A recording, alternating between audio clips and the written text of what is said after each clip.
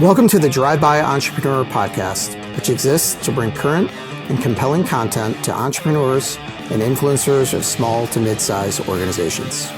I'm John Frank, fellow entrepreneur and the owner of Third Road Management. And with this podcast, we will connect with a variety of experienced and dynamic individuals to shed some light on both the art and science of entrepreneurship. Before we begin, I'd like to thank our sponsors. First, my very own Third Road Management, a company that brings fractional CFO services to small and mid-sized organizations by revolutionizing the CFO suite. We'd also like to thank Two Hound Red, a brewery and restaurant located in Glen Ellen, Illinois, that is focused on creating classic, innovative beer and food. And finally, we'd like to thank NWC Media, which provides inbound marketing technology, project workflow management, and efficiency consulting to organizations of varied sizes, who is also the producer of the Drive-By Entrepreneur podcast.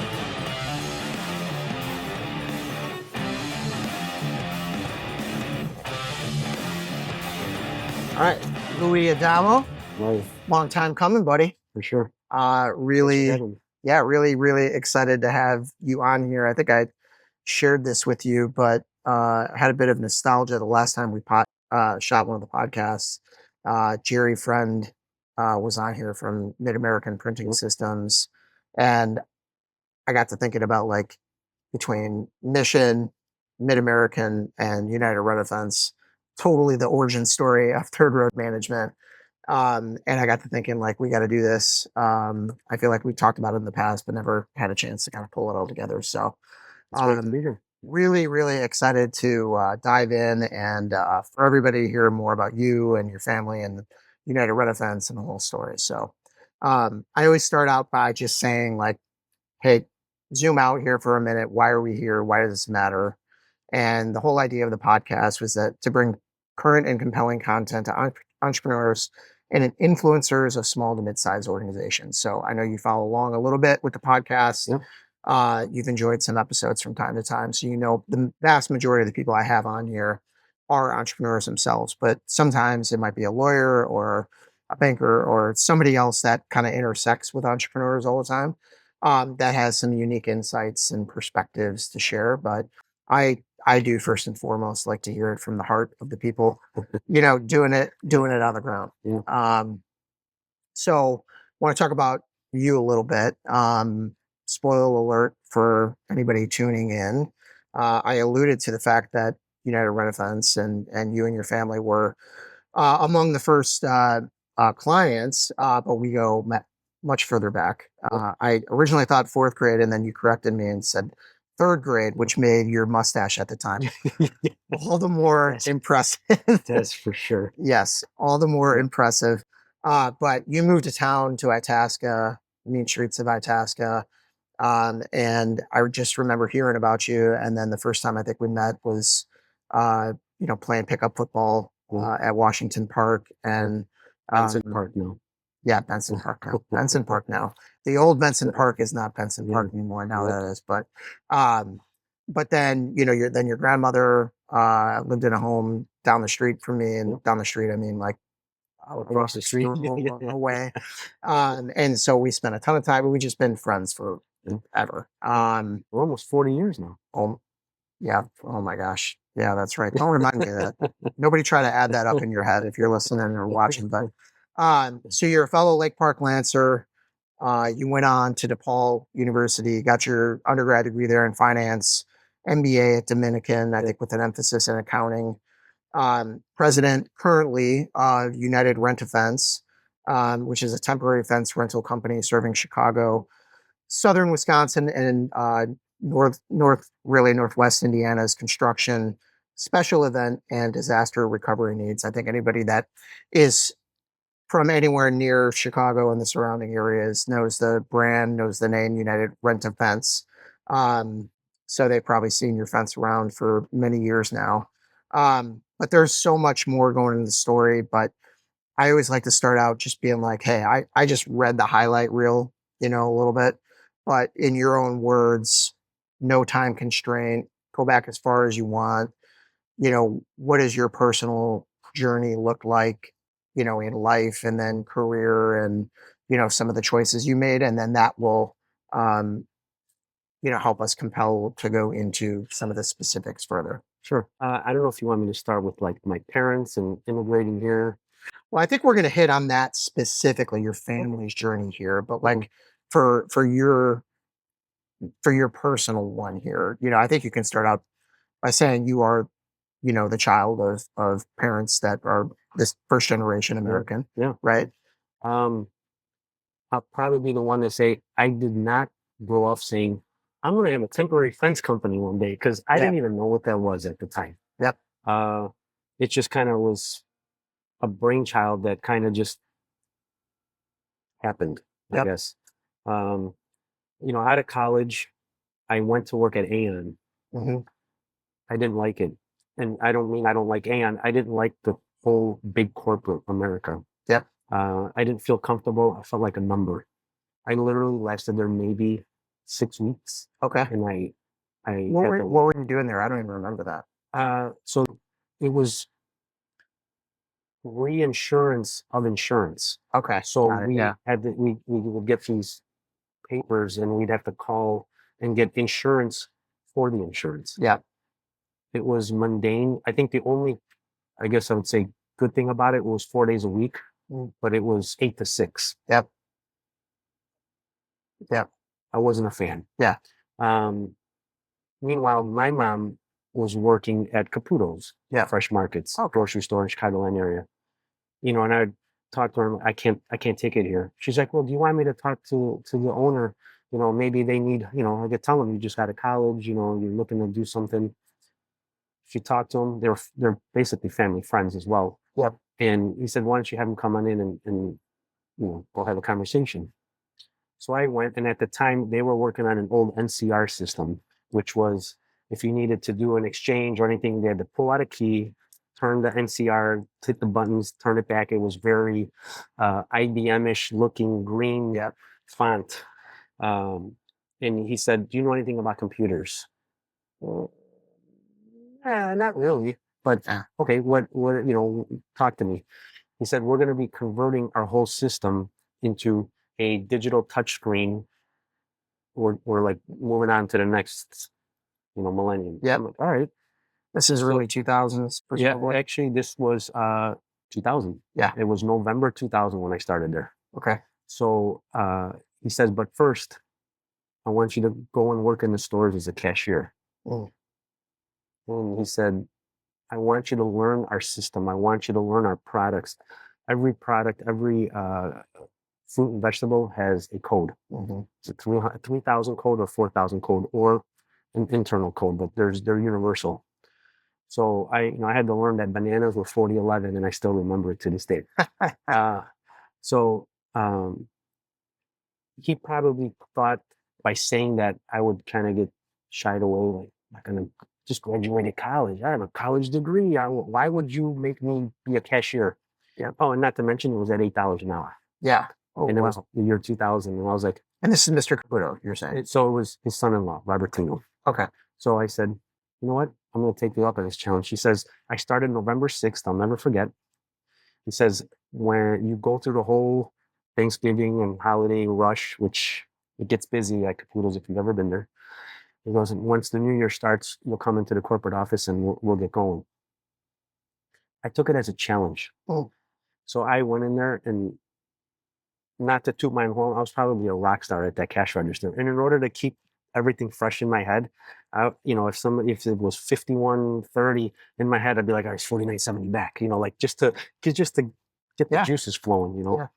and went through that whole transition of being a cashier, learning everything, going through the holiday. It was crazy, mad crazy. Then I get the phone call. Are you ready to come to the office? Yeah. So I went, and that's how I started that journey on converting every store one by one, working overnight because you had to do the conversion overnight while Yep. the system's got to come down. Literally, as soon as the last person left, it was 10 o'clock. Boom. Start taking each one down, putting the new one up, and then having to go through all the kinks and the bugs. And this is not scanning. that's not ringing up. Why isn't this working? Regardless, we did every store, and it was a success. And then I stayed on, and I was assistant controller. Mm. I learned a lot working there. I was Yep. there 4 years. The CFO of the company was great. He taught me a lot. The CEO, Robertino, taught me a lot business wise, kind of behind the scenes, customer, customer satisfaction, price negotiating, keeping your cards close to your vest, not showing your card, just little things that I saw because I worked in the corporate office, and his office was right by mine. So Yep. I can hear his conversations. I can see how he acted with employees, with customers, with vendors.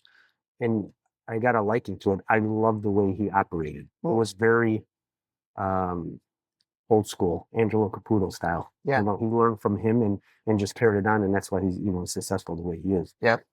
So Yeah, I haven't in my head. You obviously know that I'm a child of two parents that worked at the Jewels. Yeah. And my mom specifically being the price coordinator for 53 years. Shout out Wooddale, Illinois. Jewel, but yeah, the same kind of conversations about they would have the store. They would refer to each store by the address.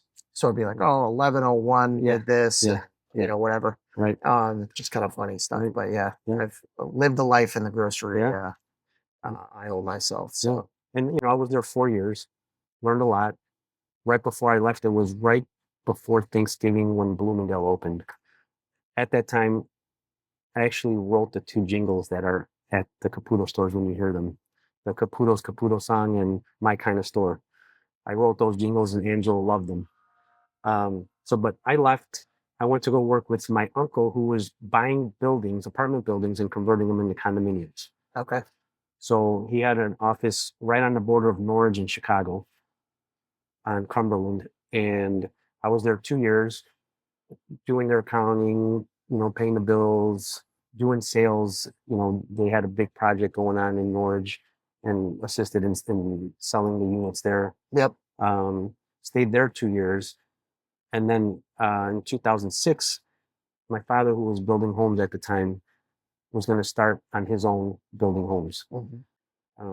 And they decided to go and work with him. And he did a nice project. He had bought a lot to do 4 houses in Roselle, and was there during that time. And then as 07 turned the corner, we did another house in Elmhurst. Things started to get a little interesting in the real estate market.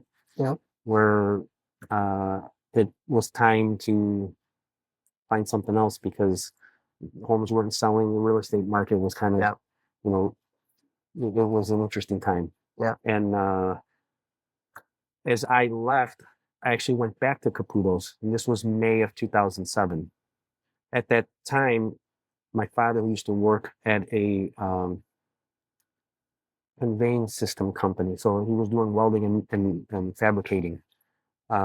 They would provide the frames for bottling companies, Procter & Gamble, Coca-Cola, Modelo, things like that.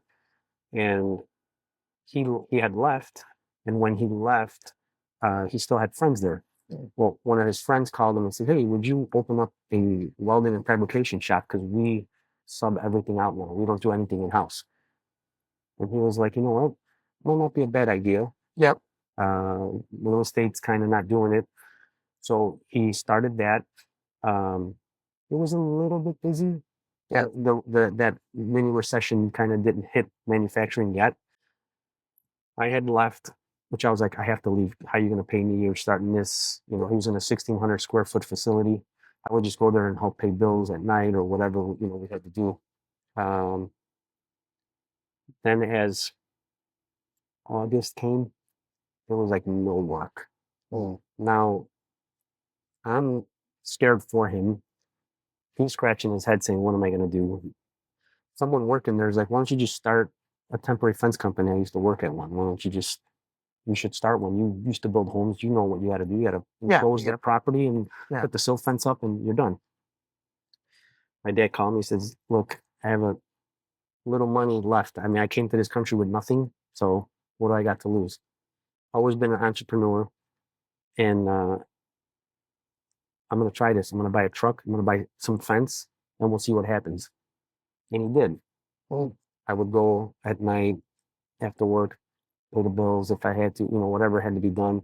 We made delivery tickets on Excel. I mean, we weren't even using like a program. It was just like bare bones. Yep. He would actually fax companies by looking in the blue book, demo contractors, excavators, general contractors. Just he would go at like 4 or 5 in the morning and just we made a sheet, new temporary fence company, best prices in town. Give us a call today. And he would send them. And sometimes we get people so upset. Stop faxing you.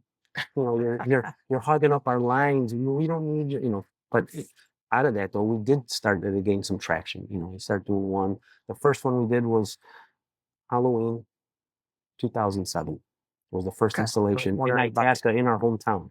Okay. Which was pretty cool. Wow. To his former partner that they used to build together, which was cool in and of itself. Yeah. So that's where the journey kind of started with United Rent-A-Fence, and I would just kind of be there whenever I had to at night. Yeah.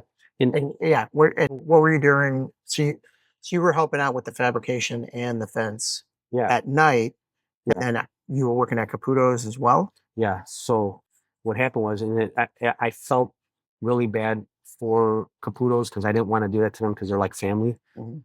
I get a call from a childhood friend that we both know, and he said, "Hey, I want to go back to the Board of Trade and trade futures." And I said, "I've never done that." He goes, "You understand, you went to college, you know what you're doing, you know investments.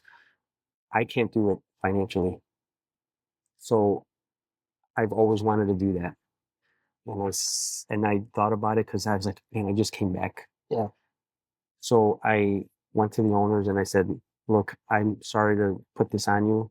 I got an opportunity that if I don't take, I don't want to be on my deathbed one day and say, I had that opportunity and never took it. And who knows what it could have been. Yep.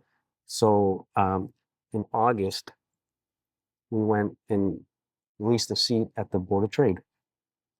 And my partner was in the pit. He's 6'4".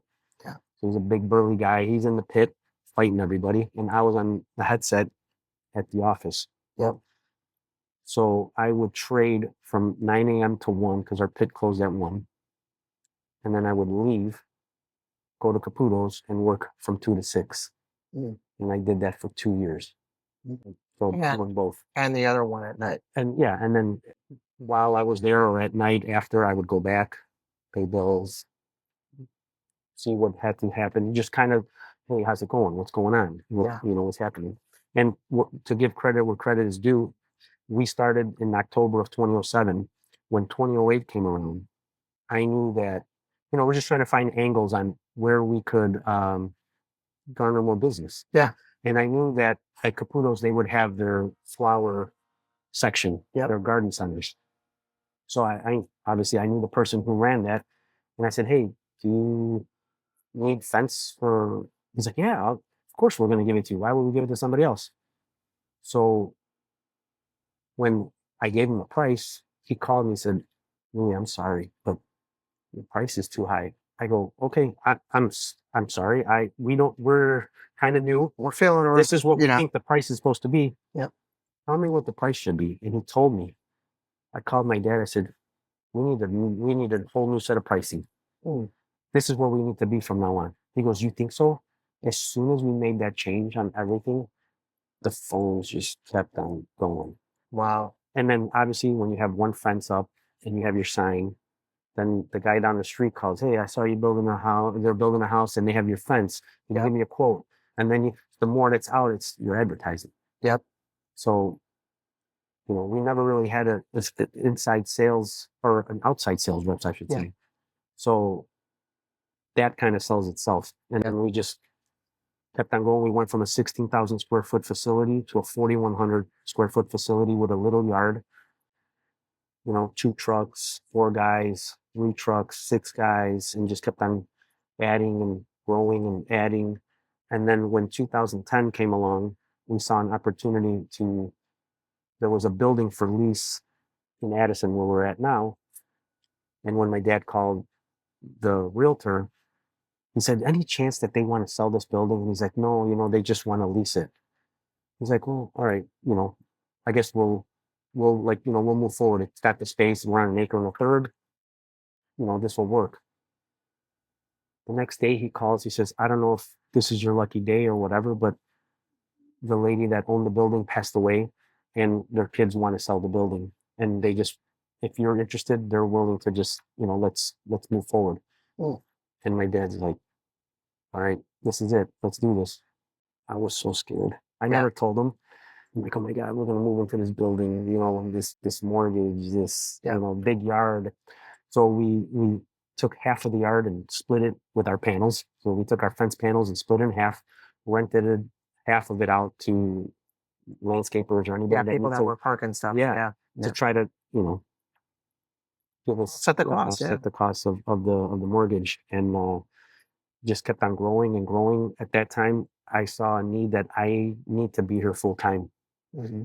So in 2010, I stopped trading, which was a great 2-year run. It was super successful. We did really well, but I know how that business can be. You could be up and down, and I'd rather stay up and leave. And it's like walking away from the table when you're up in Vegas, right? Yeah, I took my chips and I left. Yeah, and then I went to the owners at Caputo's. I said, thank you for everything. I'm sorry, but I kind of need to do this.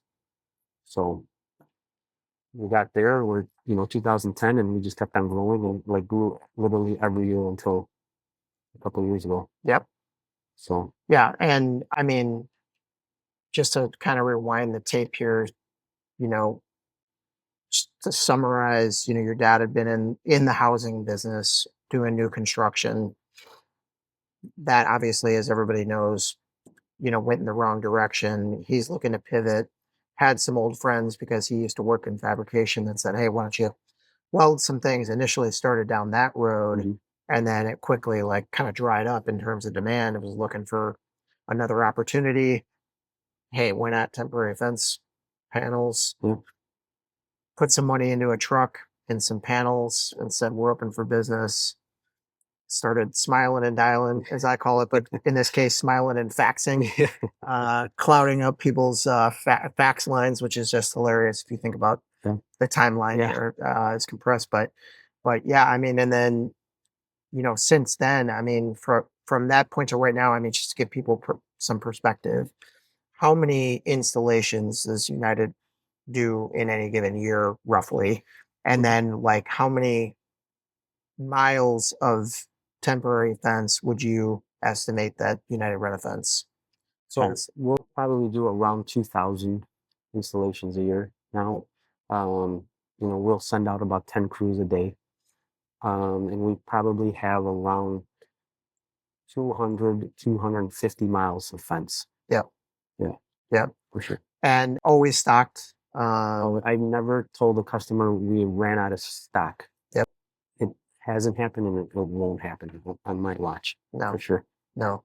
I got Even during COVID, when it seemed like we had a minute of, oh my God, what's happening? And then the floodgates just opened. It was like, I need a fence. I need a fence. People are building pools. People are building homes. People want to move. It was the craziest. That 2021 was gangbusters. Yeah, I remember. I mean, I remember people calling about all kinds of stuff. Yeah. Can you build me a dog enclosure in my backyard and all this kind of stuff? And it was just like that. And then once the special events opened up and they were able to have, it was just, everybody wanted to get out. So everybody was having an event. So it was, we caught lightning in a bottle. I mean, yeah, no kidding. Well, you and I have been working together on that since, I think it was early 2014. Yeah. Around. So it's been 11 plus years. And I've had a front row seat to not all of it, but a lot of it. Sure. And seeing the evolution from, even at that time, I would have characterized United as like, hey, if you had a residential construction project on a 50 by 150 lot or even bigger than that, but whatever. But a lot of it was like single family home, knock down, build up, kind of thing, to like, hey, there's a bigger opportunity out there. Now we certainly do those as well, but we're Sure. getting much larger construction projects in the commercial space, Sure. industrial space. Mhm. The events have gotten huge. I mean, give me some examples of some of the events that Sure. you guys have. 5 miles at one event, Yeah. for Summer Smash and um, big events at the beach, Yep. um, Douglas Park, Riot Fest, just Yeah. a bunch of stuff. Yeah. Yeah. And then the one that people don't even think about normally is the disaster stuff. The fire, the floods, Mhm. anything like that. It's a thing. And, you know, I've gotten a call in the middle of the night at 2 a.m., Christmas Eve night, so which would be Christmas Day at Yep. 2 a.m. in the morning. I answered the call. I probably didn't sound so hot, but I answered the call Yep. and the house burned and they needed fence. Fire department's there. They need a fence. Got the address, got all the information, hung up, called my field supervisor. We need a few guys. Don't worry, they'll be paid handsomely for going. I know it's Christmas and all that. And we took care of it. That's probably the best example of the type of service that we look to provide to all our customers, regardless of when it is. Absolutely. We're gonna hit on that, but I just loved, hearing your personal journey, having been friends for as long as we have. I've seen those iterations of, even you in high school and in college, I think, hustling while you were in school, working at the bank, Mhm. you know what I Yeah. mean? And then I knew at multiple points in time you were working multiple jobs. And then finally with United, and then, just kind of we've obviously worked together for some of that ride, but just seeing it along the way has been pretty fun. So thematically, I wanted to talk about, because I think a lot of your personal journey and the United Rent a Fence journey really starts with the origins of your family's personal journey. Mhm. Um, I have the fortune of having a front row seat. Having Sure. uh, Have a chicken parm at my house oh with my man, oh man, manja. Oh man, that is good stuff. That is it. People would write books and stories and songs and all kinds of stuff about that stuff. I recommend that for sure. But no, I mean, even like go back as far as your parents' upbringing, because I feel like that speaks a lot into the things that we're going to touch on. Because I know my first interaction with your family at the time was that your dad was probably working in the fabrication business, but your mom owned a bakery, Mhm. right? But like, take us back even much further than that Sure. to where they grew up and the journey to get them here. Sure.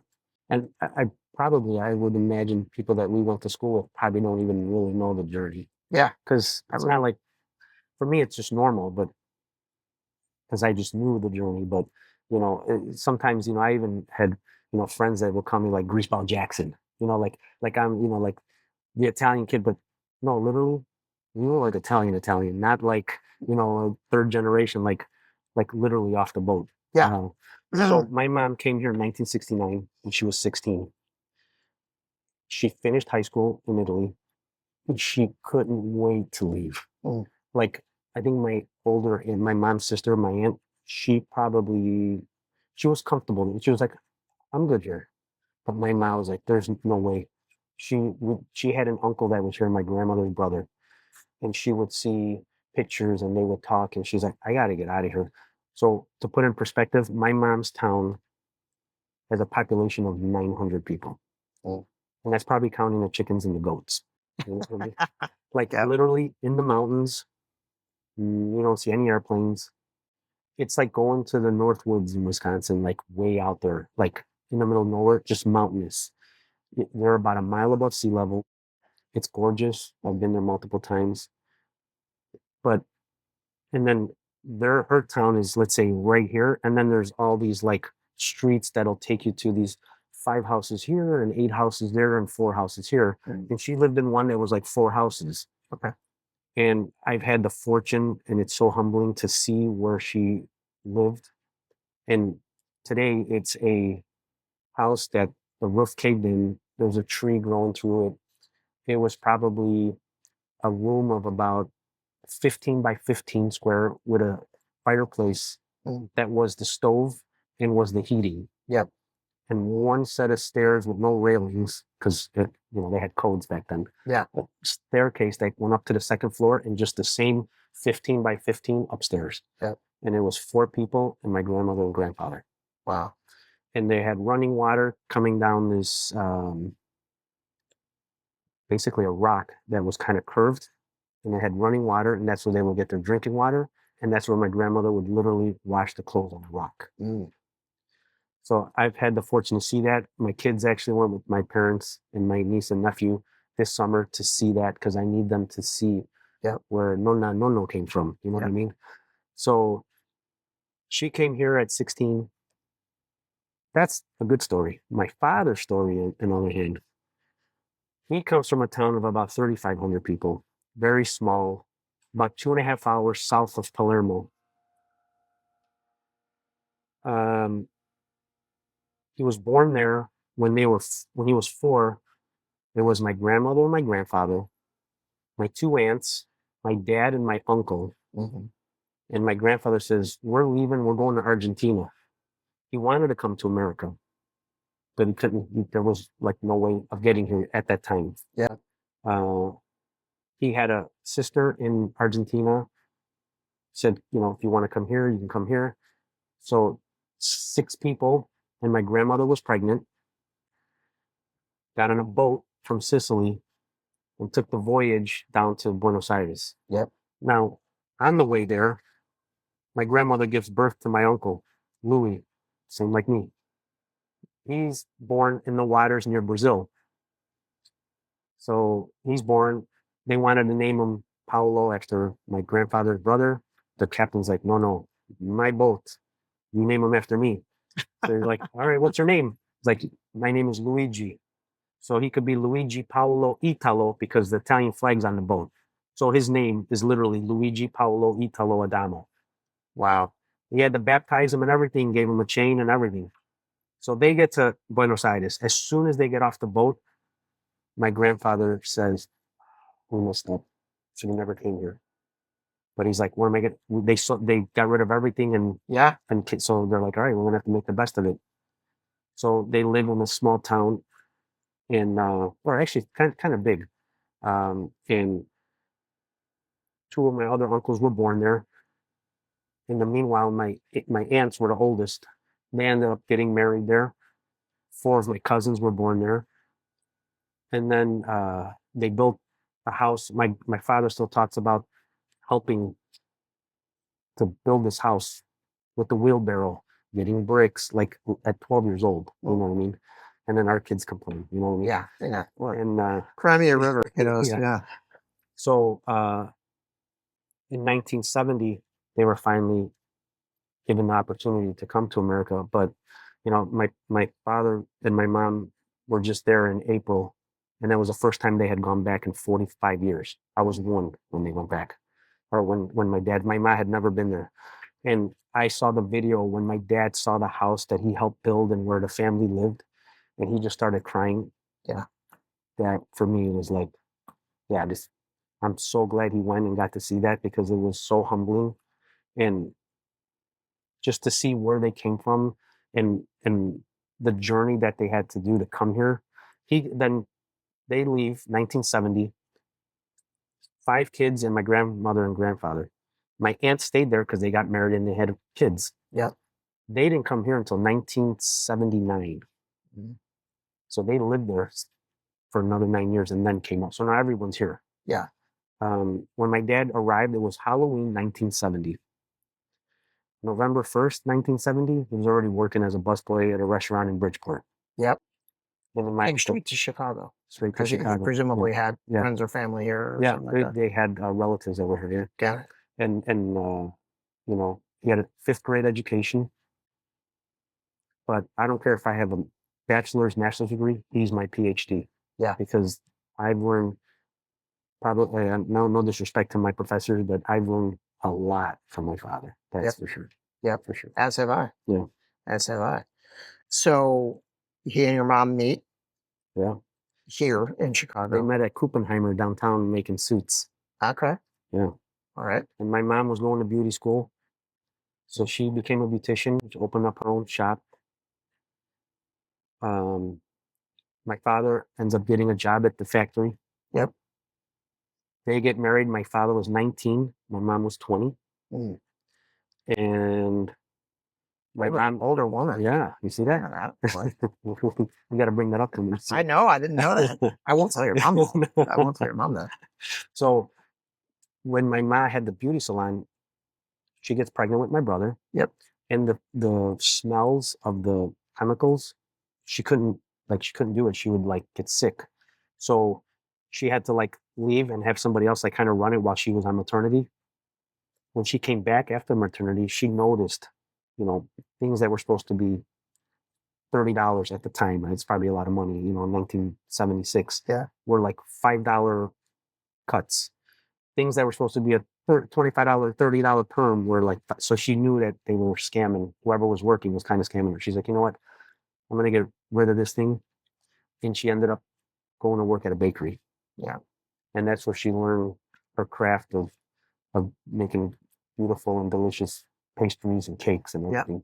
And that became ultimately Abruzzi? Abruzzi Bakery in Wooddale, yeah. In Wooddale. Yeah.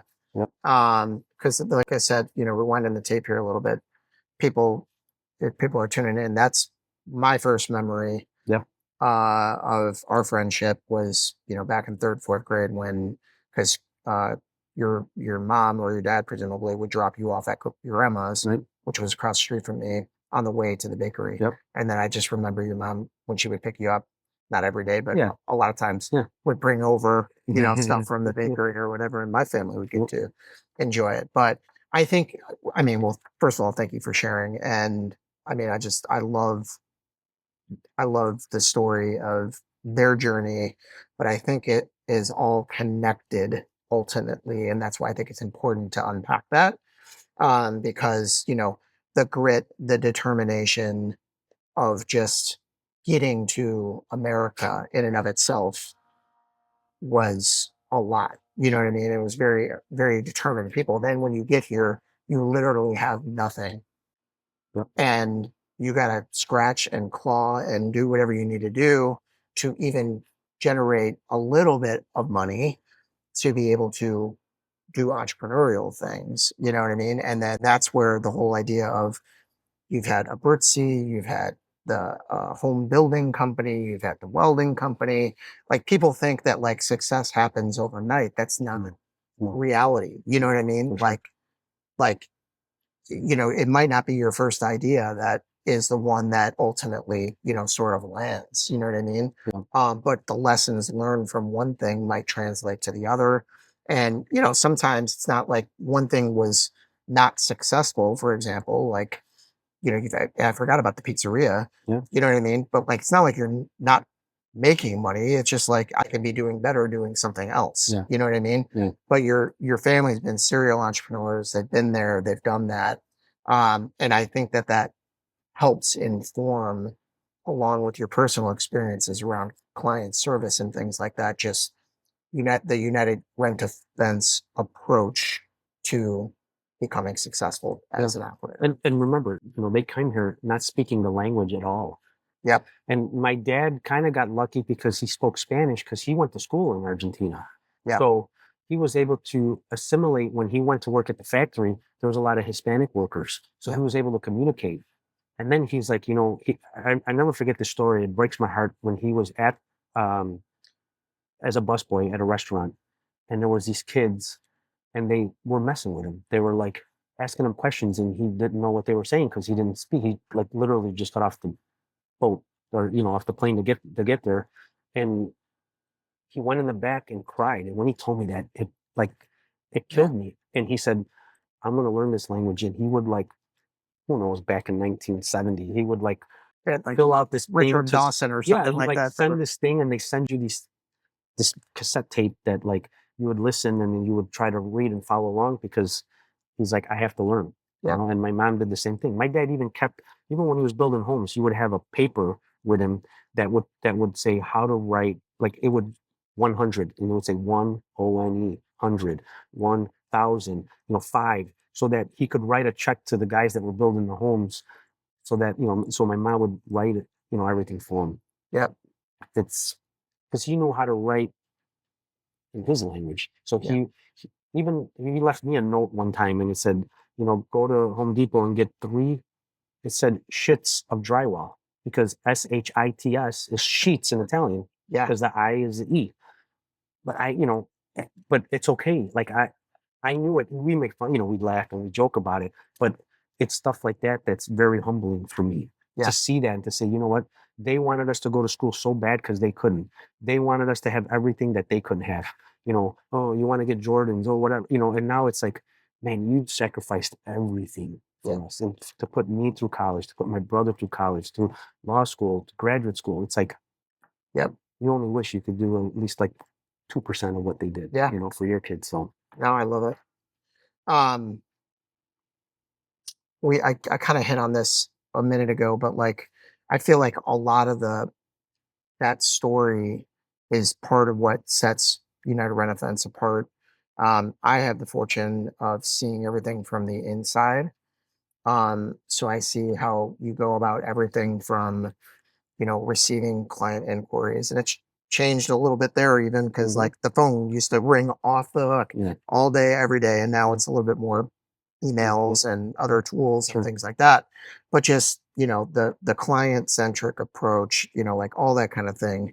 What are some of the core tenets that you fundamentally believe are the difference makers for why Rent-A-Fence has been successful in general, but also what sets you apart from competition? quick responsiveness. Yep. We get told all the time, "Wow, that was quick. You got me that quote really quick." We really pride ourselves on that. And I think, my father's always been one, when you talk about real estate, he's like, there's 3 things in real estate: location, location, location. Well, for me, it's like, for us, there's only 3 things: customer, customer, customer. Yep. And it's all about the customer, because they're the lifeline. Yep. And they have to be treated the way you would be treated. And if you can't give them that service, a temporary fence is a temporary fence. You can go get it. The price is going to be whatever, but it's all about the service. Yeah. If you call me and you need it tomorrow, I will do everything I can to be there tomorrow. And you call me at 7 o'clock at night, you can ask many. They have my cell phone number. Many customers, 7 o'clock at night, Saturday, 2 a.m. on rest, Christmas. 2 a.m. on Christmas. So if you can't give that service, you just then you just go elsewhere. Yep. There's no reason to call you.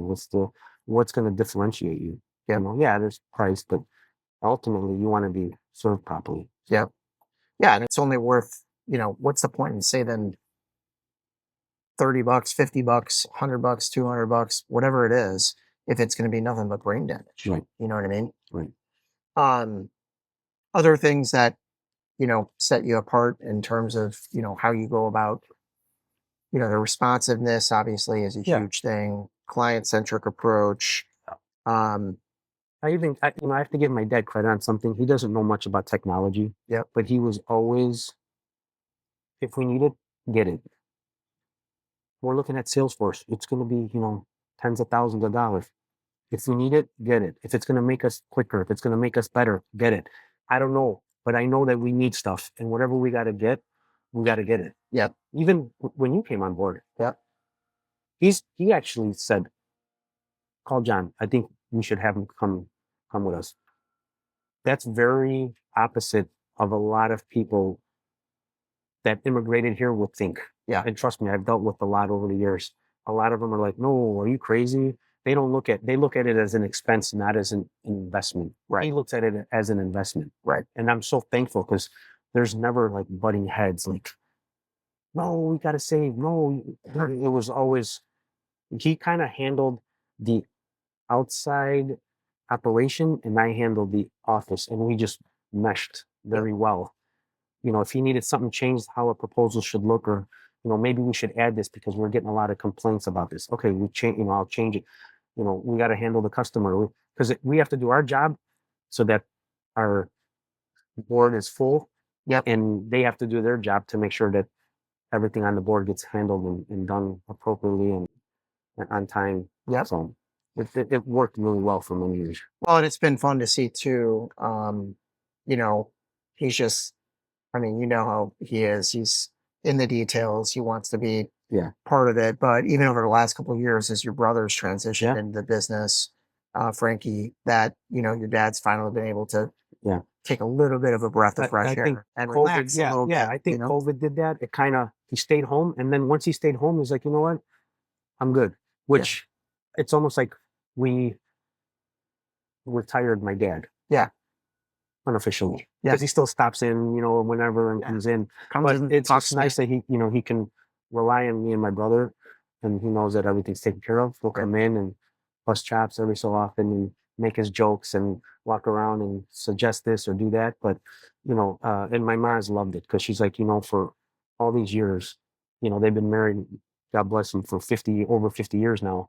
And she's like, he's I finally get to spend time with him because all these years we've both been working. Yeah. So as bad as COVID was, that was a good thing that came out of it at that time. So the other thing that comes to mind that I mean, and we work together there obviously, but the sheer, I think reinvestment in the business, like you talk about technology and things like that.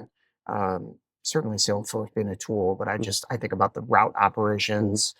You know, you got GPS units and all the things. So if somebody is in Northbrook or whatever and needs somebody to pick something up, you know, you're not like recreating the wheel every time you do things. But the other thing that's connected to that is the sheer scale. You know what I mean? Where I think it's what 13 trucks or so, 14 maybe. I didn't count, you know, recently.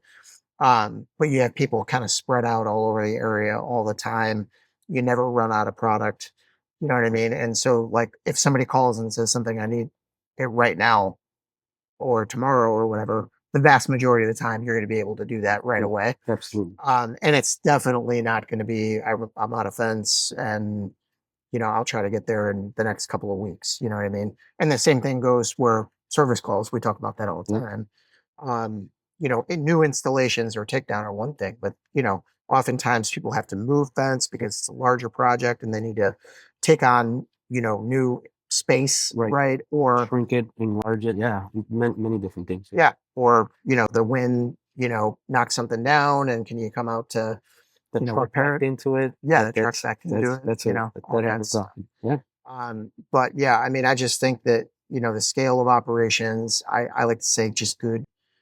You guys are really, really thoughtful operators from like a route operation perspective. And then, like I said, I think that those things combined with the, you know, client customer service mindset, you know, really kind of make a huge difference. And sometimes, a bunch of times, we'll be so quick that we're quicker than the customer. I'll get a call. We need fence. Okay, you know, when do you need it? Just yesterday. All right, you know, let me call you back. You know, I go to my field supervisor. Ugo, can we do this? You know, we got to do it. He looks. He's like, oh my god. Let me see. Okay, yeah. Tell him we're gonna get there. I'll come. Hey, we're gonna be there tomorrow. Oh no, we're not ready. So it's like we're so fast and we want to get it done for them and make them happy. Yep. That sometimes it's almost too much and we're too fast for them. They probably have had experiences where they don't get it that fast. Yeah. They don't get that, you know, whatever they need done immediately taken care of. And we want to get it done within 24 hours, at the latest 48 hours. Yeah. At the latest. Yep. Love it. So obviously being an entrepreneur with United Rent a Fence, but just also, I mean, you've learned the lessons, like you said, your dad got his MBA, you know, in the real life application or whatever. But in terms of like lessons learned, I always kind of like, I don't ask this every single episode, but like, you know, I do love the question of like, hey, what would you tell your 21-year-old self or anybody that's thinking about becoming an entrepreneur? You know, are there lessons that you learned, either things you did that you did right or things that you're like, man, I wish I would have did something different? I'm just kind of curious if you got 2, 3, 4, 5, whatever things that come to mind. Yeah, there's a few. I think being always ready to learn. Don't think you know everything. Yep. You know, watch a YouTube video, listen to a podcast, read a book, talk to other entrepreneurs, Yep. listen to what their pains are. How, even if you're not in the same industry, everybody's got employees, everybody's got customers. What's working, what's not. Surround yourself with people. Join a group. I think the more that if you think that you know everything, that's the worst attitude to have. Yeah. Always and be humble at the same time. Right, whether you're the CEO of McDonald's or it doesn't matter. You should just always be humble. Treat your employees right. Yeah. Treat your customers right. Your customers are the lifeline. I think if you can keep your employees happy, we have a lot of employees that have been with us 10, 12, 15 years. Yep. Our foreman's been there 18, Yep. Almost as long as I have. Treat them right and keep the customer happy. And it's a recipe for success, Yep. in my vision. Yeah. Sure. And live below your means. That's another one that is huge. I think that actually might have came up with another recent episode, or maybe we talked about it or something like that outside of today or whatever. But I think that that's a huge one. Yeah. Take that money and reinvest it in yourself, in your health, in your business. And you know what I mean? Yep. Don't just, you got this extra money, let's buy this. No, reinvest in the business, reinvest in yourself, because that will pay dividends. Yeah. Yeah. It's interesting because I think that the temptation is, particularly with entrepreneurial ventures, it's like you're starting from scratch in a lot of, you know what I mean? We started during the recession, which is typically the best time to start a business. Yeah. Because the pocketbook, it's tight, you don't want to open. You're hungry. Yeah. So, and you just. Yeah. But it's a slow build, right? And then it gains momentum. But then I think the temptation is once people get to the point of being like, I have enough, like I've sort of made it through the painful part. And now I can, rest a little bit easier at night. Then comes the temptation of, well, maybe we do need a bigger house, or we do need a bigger car, or we do need another car or another house or another vacation or whatever. And I'm not saying that people shouldn't enjoy the fruits of their labor. They should, but I think that oftentimes what comes at the expense of future growth, right, and going further in the long run is the temptation to squirrel away every dollar now, and when I say squirrel it away, maybe it's vacations, maybe it's what, but you're going to spend it, right? And then the opportunity comes to invest in a portion of your business, whether it be a piece of technology or a piece of real estate or people or whatever it is, and you don't have it because you don't have the margin to be able to do it, or you're unwilling to do it because you want it for yourself, and then they stagnate. And they wonder, why can't I grow my business? I mean, I talk very openly about one of the greatest things I did as an entrepreneur a couple of years ago was hire Ryan as our president. And it helped.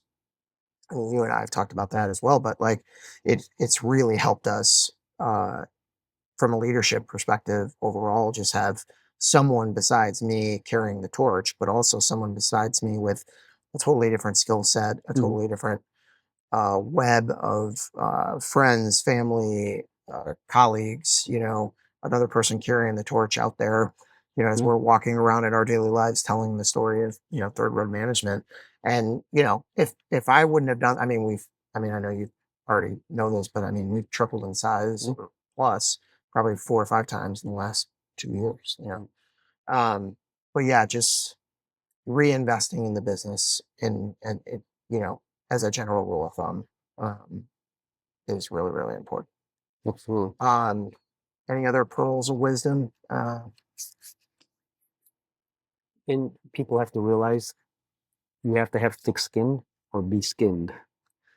Thick skin, I like it. I mean, you kind of have to, because you're going to get yelled at. You're going to get nervous when someone didn't pay and supposed to pay and said they pay, and you're going to have an employee issue, and you're going to have a million different things happen. Yep. So you have to, not every day, everybody thinks that, oh, you become an entrepreneur and money just starts flying all over and you're just grabbing it. Yep. It's, Yep. it humbles you, man. People will disappoint you in ways that you never thought. You never thought that you'd have to deal with. Like you were saying, people not paying their bills, or people that you thought were happy and were going to be loyal to you turn out not to be, or any other. Yeah, you got to have thick skin, because like, thinking that every day is going to be the best day of your, professional life is not going to happen. We've lost jobs over $5. Yeah. Probably to clients that personally, and that, and we've been doing work for, and they're like, sorry, we just have to, because we have to save as much as we can for our client, which I get it. But, $5 on a, $3,000 job, 9-month, temporary fence around a construction site, it seems a little petty for the type of service that they get, but you got to have thick skin. You got to roll with the punches. Yeah. Anything else? Just don't be too cool for your britches. Yeah. Yeah. Yeah. Don't let any success get to your head, sure. For sure. Yeah. Yeah. I mean, like Fonzie and stay cool. Stay cool. Yeah. It's interesting, it's,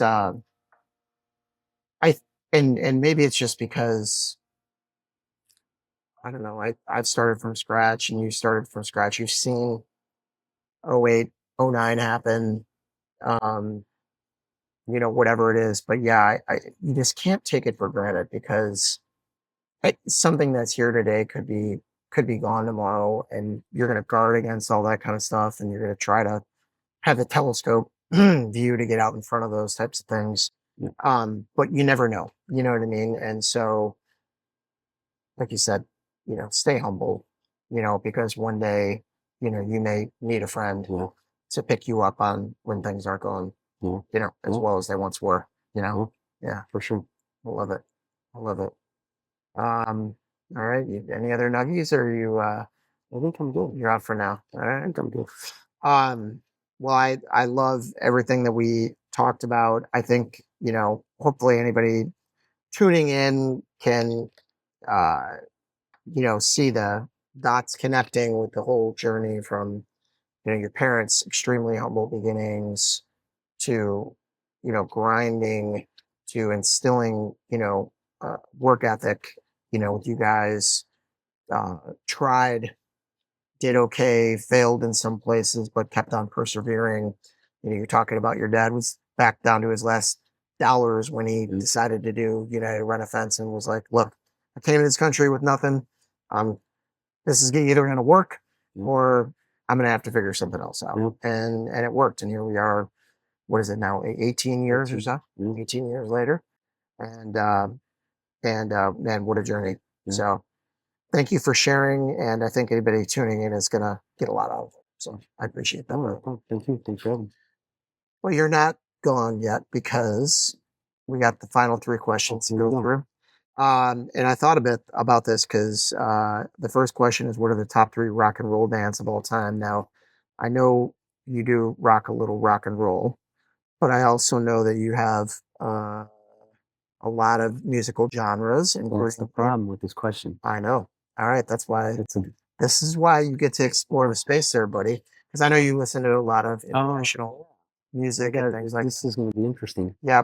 So if I may not know who they are, but if I say the 3 rock bands, we'll go like 70s, 80s, 90s for me. Okay. All right. Go 70s, 80s, 90s, and then give me the names of 3 outside of rock. Okay. Queen. Yep. Motley Crue. Yeah, baby.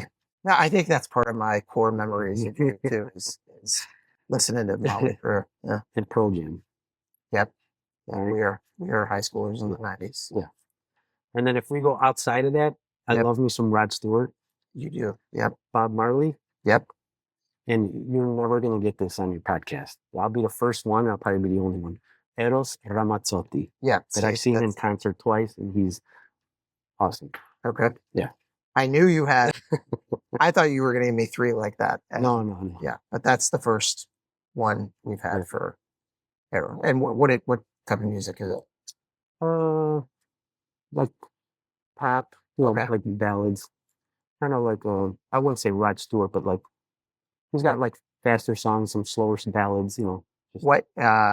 he sang with Andrea Bocelli. He's sang Italian? Tina Turner. Both like he'll do like a song that's half Italian, half English, Okay. and he sang with a bunch of people around the world. Okay. There's only 3 So I'm people. the idiot here. There's only 3 people in Italy that can sell out like the big stadiums. Yeah. And he's one of them. Okay. Like Italian singers. Love it. Yeah. Have to tune in. All right. Which annual holiday is the best one? Christmas. Okay. I mean, I'll take Thanksgiving to New Year's, but Christmas right in the middle is Yep. just Any core the fun food, thing? The food. Yeah. No. Yep. The fishes. Yeah, I mean, we're not so big on the fishes. Like my wife's family is, but like just getting together, the food, just the camaraderie, the laughs, the memories, the kids, the gifts, all that. I just wish it should be a thing that God allows it to snow every Christmas, so that we have a white Christmas. Not too much, just enough. Yeah, just enough. Just to make it picturesque. Yeah, Chicago is not doing so good on the snow front these days. And people not from Chicago don't get that, or they don't understand that. Like grade school, it was like 2 feet. It was only, I mean, it was always always all winter. If it wasn't snowing out, it was snow on the ground. And the nasty, stuff that's been left over after all the cars, go by. But yeah, I don't know. I haven't used my snowplow in like 3 years. So, all right. If you weren't doing what you're currently doing for work, any completely unrelated career that you can see yourself enjoying and or thriving in, or both? One's unrealistic and one's maybe a little bit more realistic. Okay. Unrealistic, professional golfer. To tour like every course and play and make money doing that would be amazing. Yep. More realistic, like owning a facility for like with indoor soccer fields. Yep. Like 5 or 6 of them, is where teams can train. They can have games, tournaments, adult, kids, everything. Because there's really not that many around here, and that's like the entrepreneurial side. That's what I would want to do. That'd be in like Adidas sweatpants like every day and like soccer jerseys all day, just chilling, watching like the Euros and the World Cup. Though. Yeah. Well, that can definitely happen. We'll have to see if that's a step along your journey for the next time we record an episode. But no, I appreciate you, brother. Thank you so much for sharing. And I think, like I said, everybody tuning in has got to have a real treat. So I appreciate you. And until next time. Thank you. Louie Adamo. Thank you. Thank you.